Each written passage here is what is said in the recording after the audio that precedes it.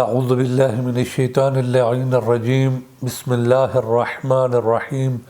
السلام علیکم ورحمۃ اللہ وبرکاتہ۔ ایک آیت ایک کہانی کے عنوان سے قرآن مجید میں مذکور مختلف واقعات ہم بیان کر رہے تھے۔ آج ہم سورہ مؤمن یا جسے سورہ غافر بھی کہا جاتا ہے، اس میں مؤمن آل فرعون کا قصہ موجود ہے۔ وہ بیان فرمائیں گے جب فرعون نے حضرت موسیٰ علیہ السلام کو قتل کرنے کا منصوبہ بنایا تو اس وقت وہاں پر موجود ایک شخص جس نے حضرت موسیٰ علیہ السلام کی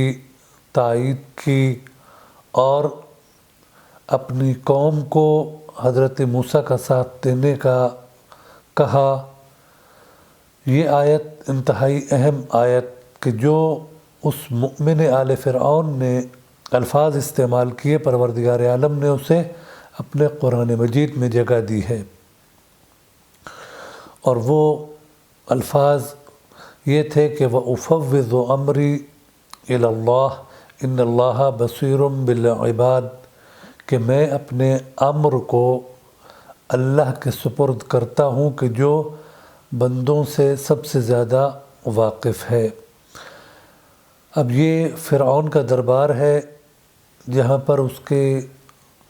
فوج کے افراد موجود ہیں، اس کے وزراء موجود ہیں۔ اتنی بڑی قوت کا حامل انسان، اس کے سامنے ایک شخص جو کہ اکیلا ہے اور تنہا ہے، وہ حضرت موسیٰ کا دفاع کر رہا ہے اور ان کا ساتھ دے رہا ہے، اور اس وقت کیا کہہ رہا ہے کہ میں اپنے امور کو اللہ کے سپرد کرتا ہوں، افوض امری الی اللہ، کیونکہ پروردگار عالم اپنے بندوں کو سب سے زیادہ بہتر جانتا ہے۔ اس آیت کا آغاز اس طرح ہوتا ہے کہ وہ کہتا ہے کہ فَسَتَذْكُرُونَ مَا أَقُولُ لَكُمْ، اے میری قوم تم عن قریب میری اس دعوت کو جو میں تمہیں دے رہا ہوں تم اسے یاد کرو گے، اور میں اپنے امر کو اللہ کے سپرد کرتا ہوں کہ جو اپنے بندوں سے واقف ہے۔ تو اس دربار میں جب انہوں نے یہ جملہ کہا تو اگلی ہی آیت میں پروردگار عالم نے ارشاد فرمایا فَوَقَاهُ اللَّهُ سَيِّئَاتِ مَا مَكَرُوا،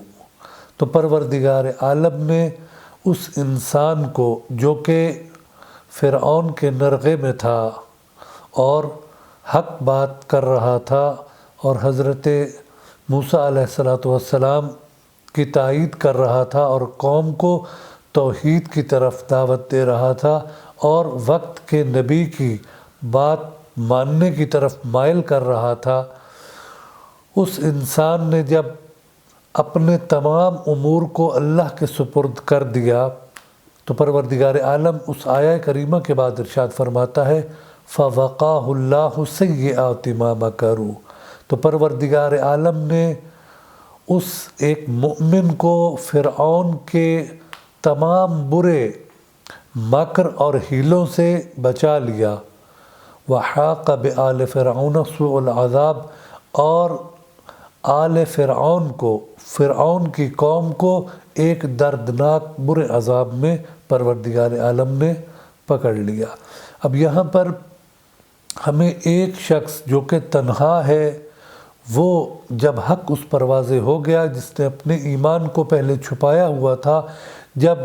ایک نبی کی جان خطرے میں تھی تو اس وقت اس نے ایک نبی کی تائید کی اور اپنے آپ کو پیش کر دیا شہادت کے لیے کہ میں ہر قسم کے خطرے کے لیے تیار ہوں، لیکن وہاں پر جو جملہ ارشاد فرمایا وَأُفَوِّضُ أَمْرِي إِلَى اللَّهِ إِنَّ اللَّهَ بَصِيرٌ بِالْعِبَادِ۔ امام جعفر صادق علیہ السلام ارشاد فرماتے ہیں کہ جس شخص کو کسی بھی دشمن کا خوف ہو، مجھ جعفر صادق کو تعجب ہے کہ وہ اس آیہ کریمہ کی تلاوت کیوں نہیں کرتا، کہ اگر وہ اس آیہ کریمہ کی تلاوت کرے گا تو اگر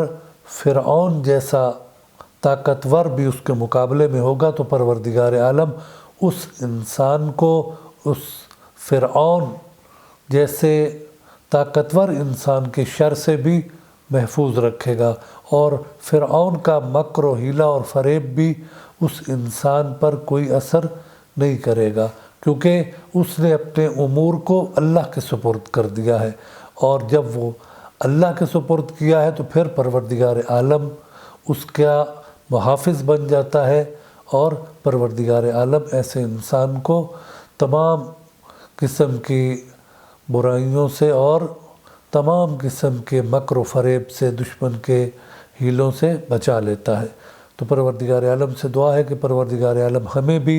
इस आया करीमा की तिलावत करने की तौफ़ीक़ अता फ़रमाए जब हमें किसी दुश्मन का खौफ हो। अल्लाहुम्मा सल्लि अला मुहम्मद व आले मुहम्मद।